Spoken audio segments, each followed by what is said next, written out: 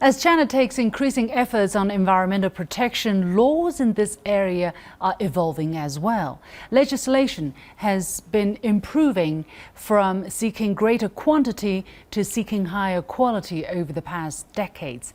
How has the journey been? Where does it lead as the country steps up its efforts to protect the nature? What has been the role of NGOs? I spoke with someone who has been in China for over 20 years and witnessed the progression up close. He is Dimitri de Boer, the Asia Program Director for Client Earth. Dimitri, welcome to The Point. We talk about environment. Right now it's a big topic in China. As we know, President Xi Jinping is very keen, very eager to promote the ecological civilization of China. Even when he was serving as a local official in Zhejiang, for instance, in 2005, he came up with the very famous saying that lucid waters and lush mountains are invaluable assets. So you have seen over the past 15 years, I believe, how environmental awareness and actions have been stepping up. How do you gauge the political will of the Chinese leadership to really make a difference in this field? Well, I'd say the political will is clearly there, and it's very strong too. And I think for me, and I suppose for you also, the biggest change was around maybe 2013, 2014. I think there was a big awakening in China on environmental issues. It had a lot to do also with the disclosure of air quality information, which was quite shocking at the time. So I think that triggered a very strong response among the public, but also the government, to really want to change that. And I think we're still, since then it's been stepped up so quickly. A new environmental protection law came into effect very soon afterwards, and lots of other laws have been revised. And I think when I speak with Chinese people, I notice they generally care about the environment, often feel some concern, want to see the environment being even better. So that gives a very strong political mandate, and I think the current government is doing what it can. I understand China currently has relevant legislation, either nationwide or local-wide, amounting to over 30, and the kind of environmental standards or ecological standards that's set by either the national or local authorities that's been formulated and revised in the past 10 years has increased also tremendously, even by threefolds. So how do you view this process of legislative work in this regard? So when a new law is being introduced or a new regulation is introduced, it sometimes takes a bit of time for people to get used to it. Some behaviors need to adjust, to be adjusted. And so in that process, I think what we're seeing is that in the last 10 years or so many new laws and regulations have been introduced that many people on the street actually don't know all of those laws and regulations, but a lot of them are quite famous. I think people will know.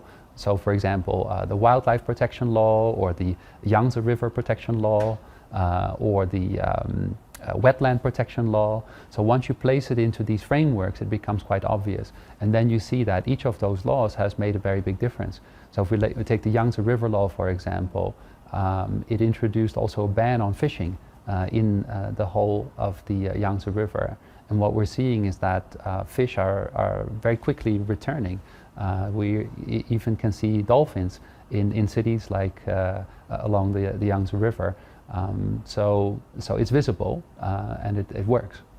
How would you compare the Chinese legal framework for environmental and ecological laws protection versus those of other countries, more developed countries, which have done better in terms of environmental protection? Do you see a difference, different stages of legislation, or different approach, different mentalities? Have you ever thought about this?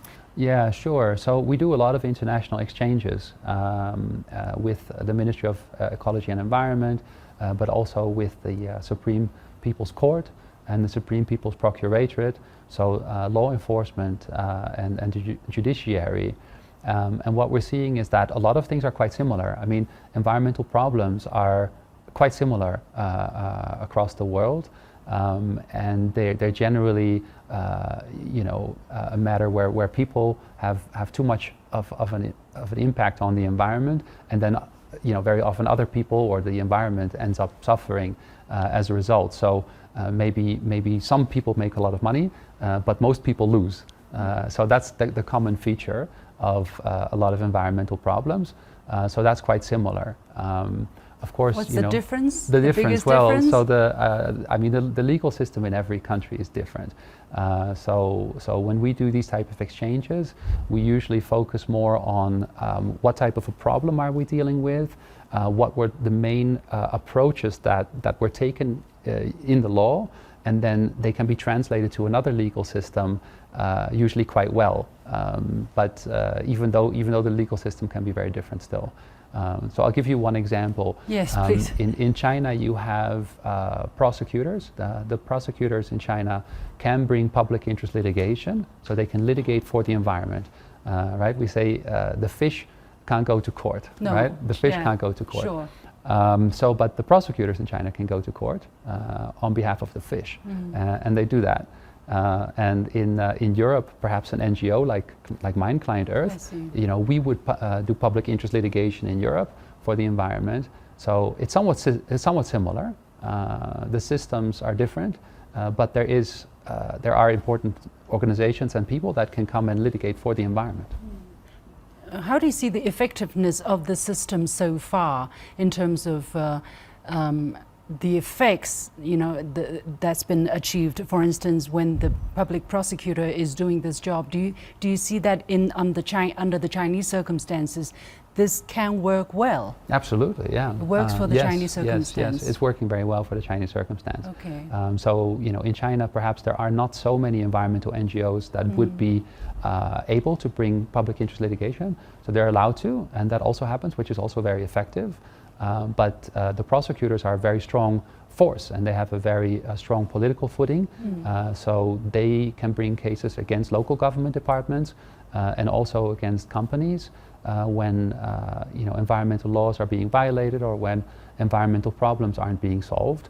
And personally, I think that's very important, especially in the Chinese context. What is the role of Client Earth in this process? I mean, your job, I understand, is to provide assistance to lawmaking to bring systemic changes to the environmental protection. In China's case, how exactly have you been working with the Chinese authorities? So that's a good question.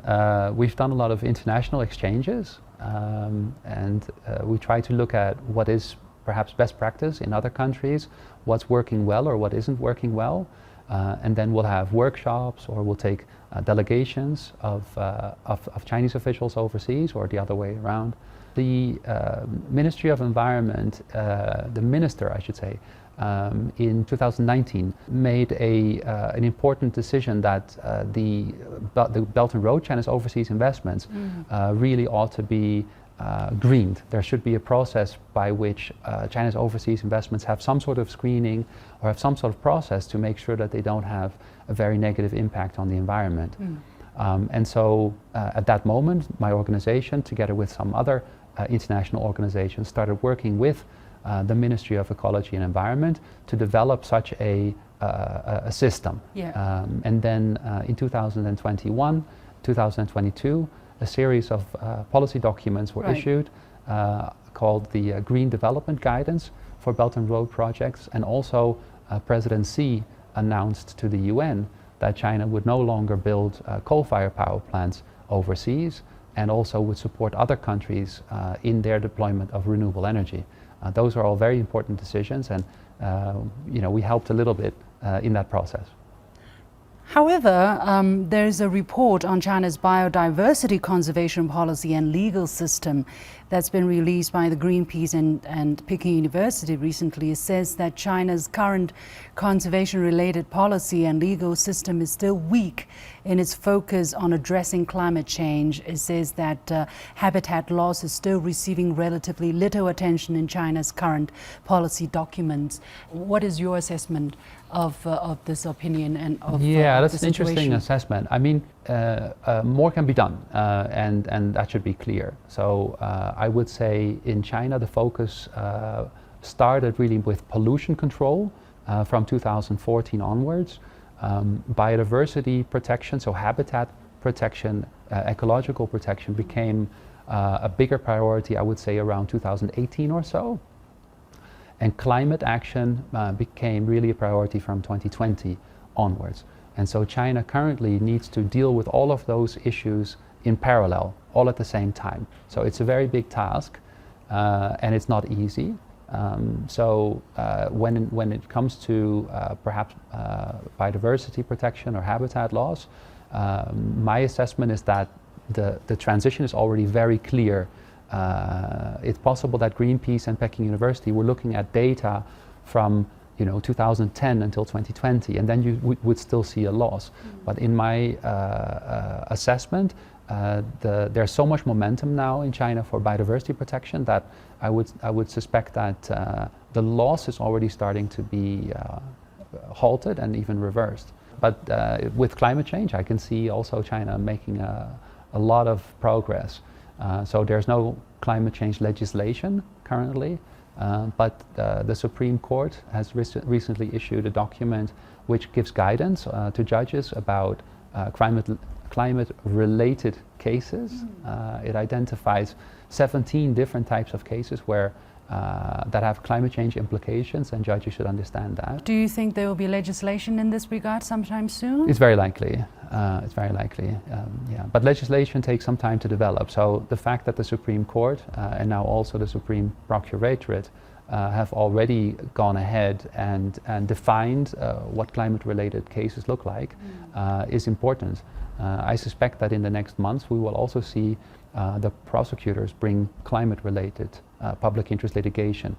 In fact, they've just issued a few days ago a set of 10 typical climate change-related public interest litigation cases. What kind of contribution do you think China has made to global climate governance?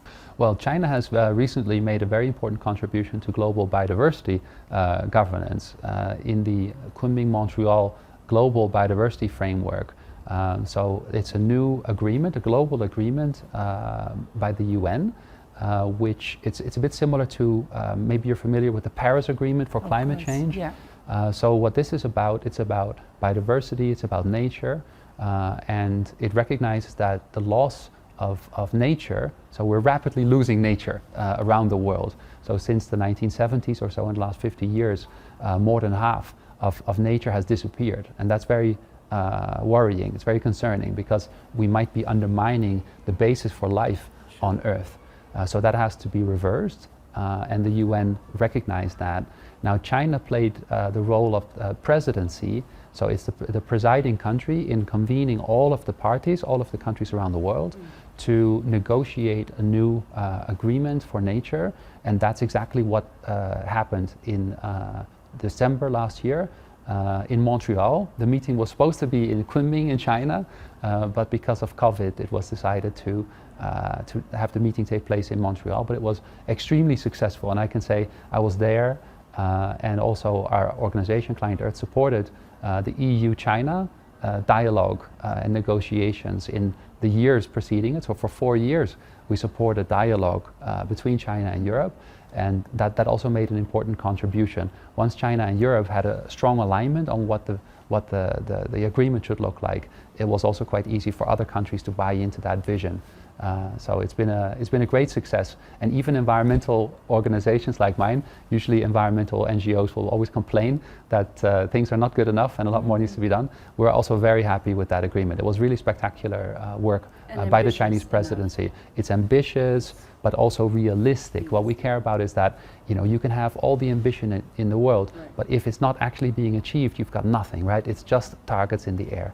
So the Kunming-Montreal Agreement made a lot of progress in that regard too, committing to more financing towards it, also strengthening the role that each country has to play in terms of reporting on their progress, setting better domestic plans, etc. Yeah. So it's a big deal.